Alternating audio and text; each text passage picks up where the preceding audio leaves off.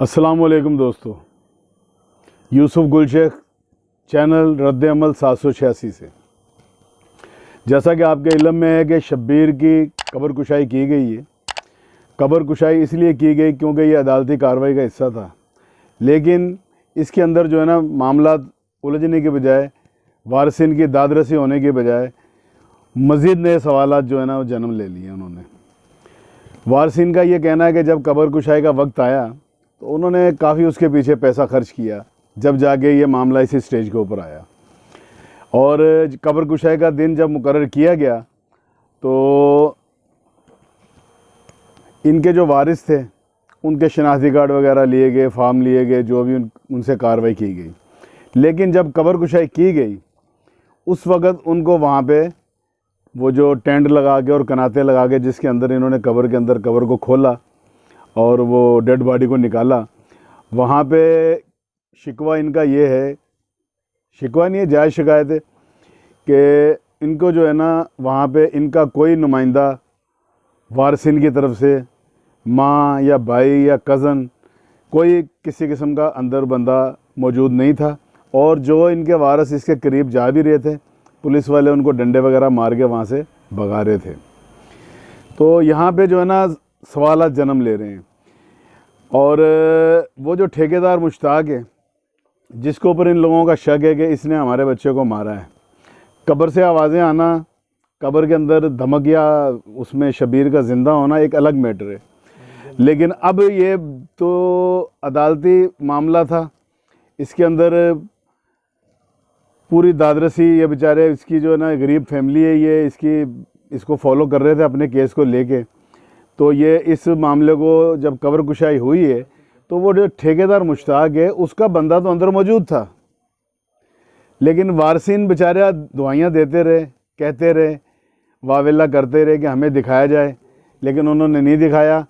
और अब उन्होंने जो भी अपनी कार्रवाई करनी थी करने के बाद वापस बकौल उनके जो अमला आया था कि हमने उसको वापस उसमें दफना के कब्र को जो है ना फूल वूल डाल के बंद कर दिया।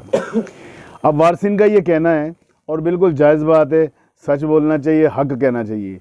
माँ तो उसकी ये कहती है कि मेरे बच्चे को जो है ना इन्होंने, वो ज़िंदा ही था अंदर, और दवाइयाँ वगैरह छिड़काव करके जो इनके बकौल उनके कि हमने वो स्मेल ख़त्म करने के लिए या जो वायरस वगैरह होते हैं उनको ख़त्म करने के लिए उस पर छिड़काव किया। लेकिन माँ का ये कहना है कि मेरे बच्चा तो अंदर ज़िंदा ही था, उसको जो है ना इन्होंने दवाइयाँ वगैरह डाल के और जो भी करके उसको मार दिया। दीगर जो इसके कज़न्स हैं या इनकी जो शब्बीर की खाला हैं या भाभी हैं या बीवी दूसरे, उनका ये कहना है कि मैयत जो कब्र कुशाई की जाती है उसका कफन बिल्कुल साफ़ होता है और ये कफन जो है ना मैला था।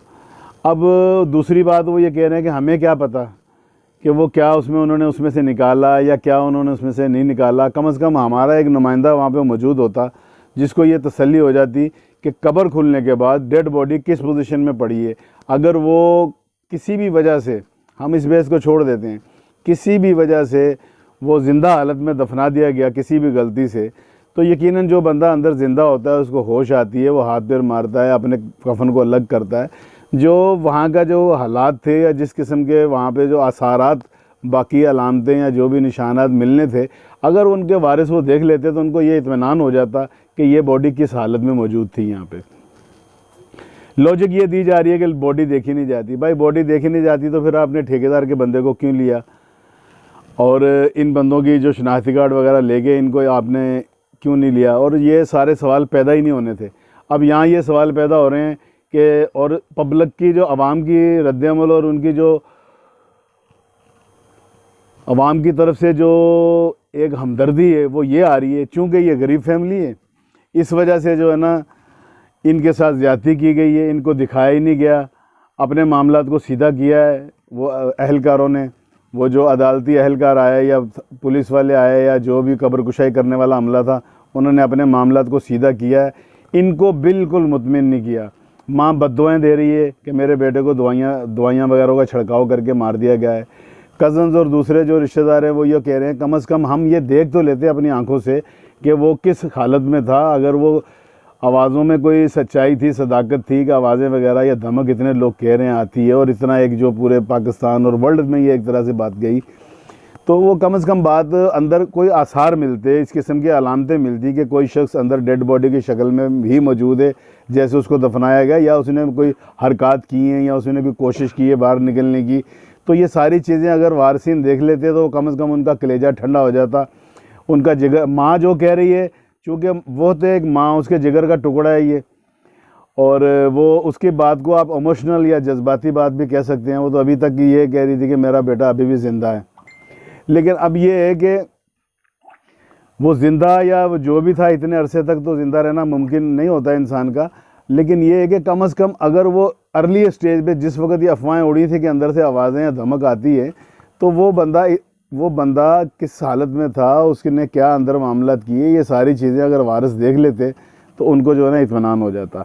अब वारसिन का ये कहना है कि चूँकि हम गरीब हैं और सामने वाली पार्टी जो ठेकेदार है या जो लोग उसके साथ दे रहे हैं, उसने जो है ना वो अपने माली असर और रसूख के तहत जो है ना असरअंदाज हो गए, अपनी मर्ज़ी की कब्र कुशाई करवाई, अपनी मर्ज़ी की उसने जो है ना रिपोर्ट वगैरह करवा ली है। हमें तो पता ही नहीं कि उसमें से वो क्या लेके गए भी हैं या नहीं लेके गए।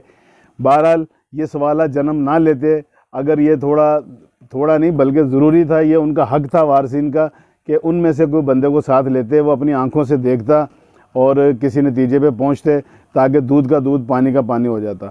अब यहाँ पे जो है ना फिर वही तजस्सुस और वही क़यास आराइयाँ और वही शकूक व शबात बल्कि मज़ीद पुख्ता हो गए हैं कि ऐसा क्यों किया गया। अब ये देखें, इस सारे मामले के बाद पब्लिक की हमदर्दियाँ भी शब्बीर की फ़ैमिली के साथ जा रही हैं, और चूँकि वो गरीब भी हैं कि सारे कानून जो है ना वो गरीब के लिए होते हैं, अमीर के लिए अलग कानून होते हैं। पाकिस्तान ये मुल्क है जहाँ के ऊपर जो है ना अगर कोई बड़ा आदमी है तो उसके लिए तो रात के टाइम पे भी अदालतें खुल जाती हैं, और कोई और मज़ीद बड़ा आदमी है तो इंसानी बुनियादों के ऊपर जो है ना उसके ऊपर, जैसे मियाँ नवाज शरीफ साहब को इंसानी बुनियादों पे, जबकि उनको सज़ा हो चुकी थी, इंसानी बुनियादों के ऊपर जो है ना उनको मुल्क से बाहर भेज दिया गया, और गरीब आदमी के लिए कोई इंसाफ नहीं है। भाई कुछ भी है, आपका तरीक़ाकार, आपके लाज जो भी तरीक़ाकार था, लेकिन इंसानियत के नाते कम से कम वारिसिन को मुतमिन करना ये बहुत ज़रूरी था इंसानियत के नाते से।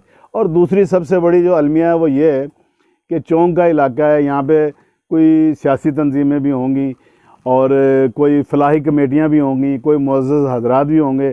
कम से कम कोई तो इन लोगों के साथ खड़ा हो जो ये सारे मामले को देखता इनके साथ, ताकि इनको इंसाफ हो जाता। वो मरने वाला तो अब मर चुका, लेकिन ये कि कम से कम इनके कलेजे को सुकून मिल जाता, इनके दिल को ठंडक मिल जाती कि हाँ भाई वो हमारा वहम ही था, ये डेड हो गया था।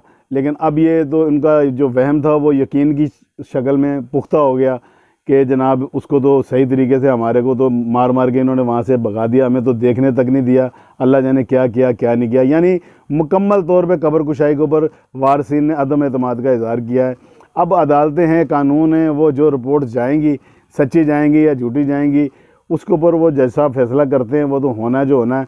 लेकिन ये वाकई इनकी सही तरीके से इनके साथ जो है ना इनकी दादरसी नहीं हुई, और इंसानी बुनियादों के ऊपर होनी चाहिए थी, वो नहीं हो सकी।